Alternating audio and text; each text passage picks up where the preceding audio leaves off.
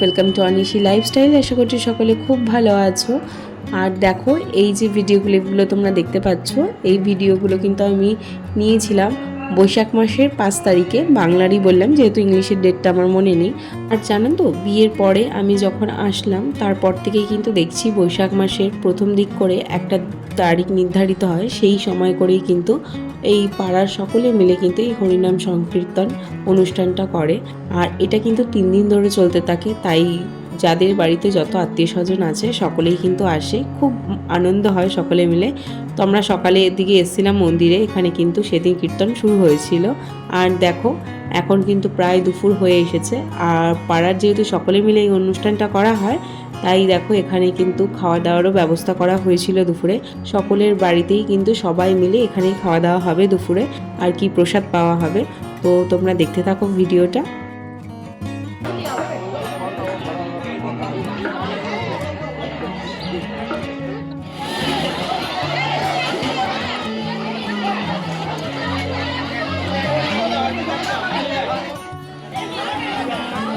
এইখানে দেখো আমার মিমিম সোনাকেও জেঠিমার কোলে বসে আছে প্রসাদ খাওয়ার জন্য।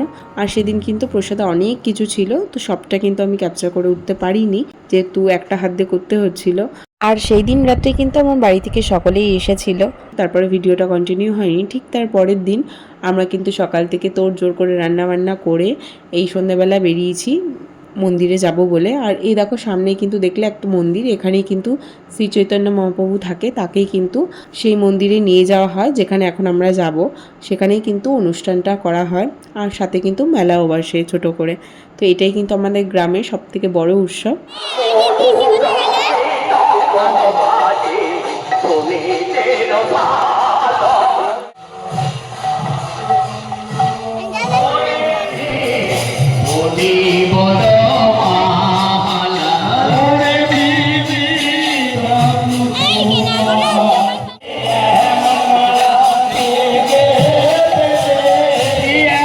আর যেই দিনে বেশি আনন্দ হয় সেদিনটা কিন্তু মধ্যম দিন, মানে শেষের আগের দিন, কাল ধুলার। তাই হরিনাম সংকীর্তন ছেড়ে যাবে যে সময় ধরা হয়েছিল, তাই আজ কিন্তু ভীষণ আনন্দ সকলের। তো এই দেখো ডান দিকের যে জায়গাটা দেখা যাচ্ছে সেখানে কিন্তু মেলা বসেছে। আর এদিকে দেখো মিমিম ওর পাপার কোলে। আর সেদিন কিন্তু প্রচণ্ড গরম পড়েছিল। তো যাই হোক, আমার বাবা মা ভাই আর আমার হবু ভাইয়ের বউ আর ডডো ওরা এসেছিল। তো আমার তো আরও ভীষণ আনন্দ ছিল। আর এদিকে আমার শাশুড়ি মা, আমার যা, তিন্নি সকলে মিলে কিন্তু আমরা গিয়েছিলাম মেলাতে। তো আগে তো দর্শন করেই নিলাম, এরপর দেখো এখানে ছোট্ট করে একটা মেলা বসে, এটাই কিন্তু আনন্দ সকলের জন্য। আর এখানে দেখো ছোটদের কেনার জন্য অনেক খেলনা সমস্ত সরঞ্জাম রয়েছে। তো আমিও কিছু কিন্তু মিমিমের জন্য কিনেছিলাম, তিন্নির জন্য কিনেছিলাম। তো এই দিনটা কিন্তু প্রায় আবার 1 বছর পরে আসবে আবার। আর দেখো এখানে আমার বাবা এই প্রথমবার আসলো, তো এখানে আইসক্রিম খাচ্ছে মিমিমকে নিয়ে। আর মিমিমেরও কিন্তু খাওয়ার ভীষণ ইচ্ছে হচ্ছিল, ওর মুখটা দেখলেই বুঝতে পারবে যেহেতু ওকে দেওয়া হচ্ছে না।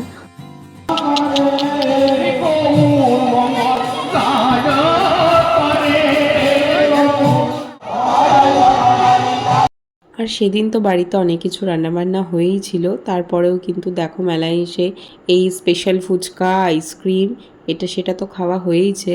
আর এই দিকে আমার ভাই বাবাকে দেখো মিমিম ডডোর সাথে ফটো তোলার জন্য ব্যস্ত হয়ে গিয়েছে।